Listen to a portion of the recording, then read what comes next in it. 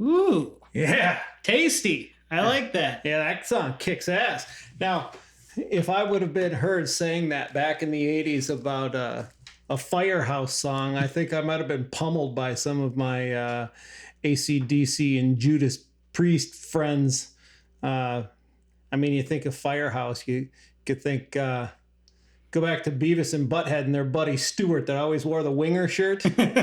His other shirt was probably said Firehouse. And that's kind of, the feel that they had. I will say they wrote some pretty good tunes, but they were definitely more on the glam side of the spectrum, which, turned me off a little bit. But boy, this remake by Eshtader, it is heavy.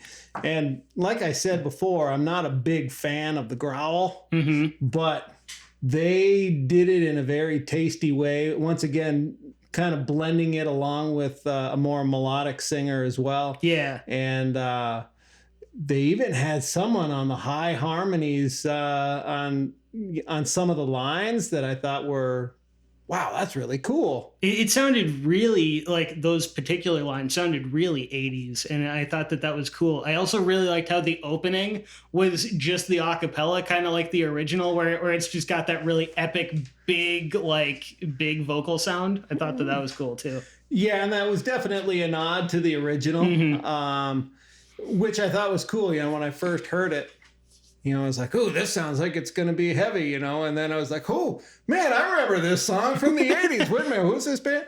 But then when they got into it, the guitars are a lot heavier by this band. And they definitely took it up a notch. And I'll be looking to some other songs by them. The first one that I actually heard was an old song from one of the Rocky movies. The name is escaping me right now. Let's look.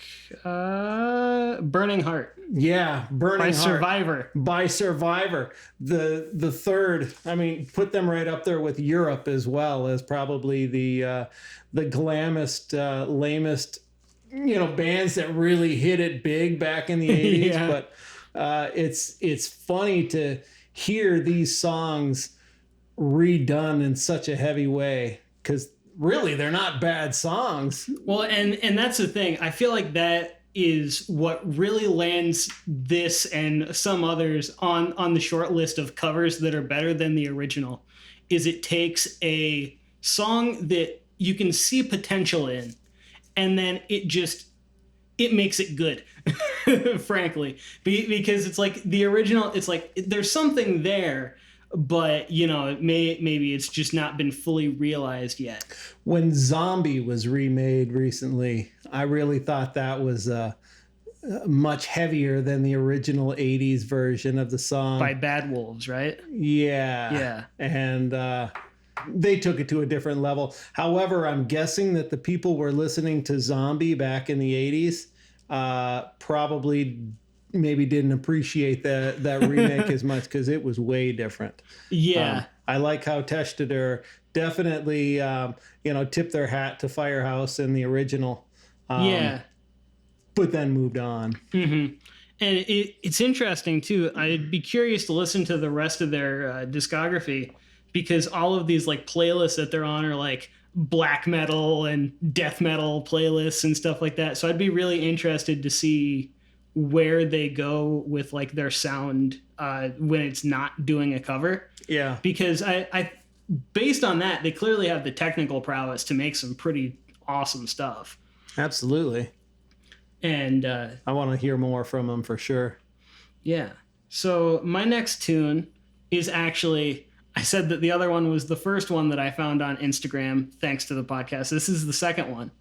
And it was somebody after only a couple hours after I posted the first episode, somebody followed the show Instagram account. I don't know how they found it, because I didn't even use hashtags in the first post. That's social media number one if you're trying to grow a brand, is you use hashtags and stuff like that, so that people who don't know you will find you. Yeah. The other way is to just follow a bunch of random people. So I just followed everybody on my main account that I knew and just kind of spammed them. as well as just like looking for some Get other the stuff. word out there somehow. Yeah, exactly. But this person I didn't know of, and I was surprised because she wasn't self promoting.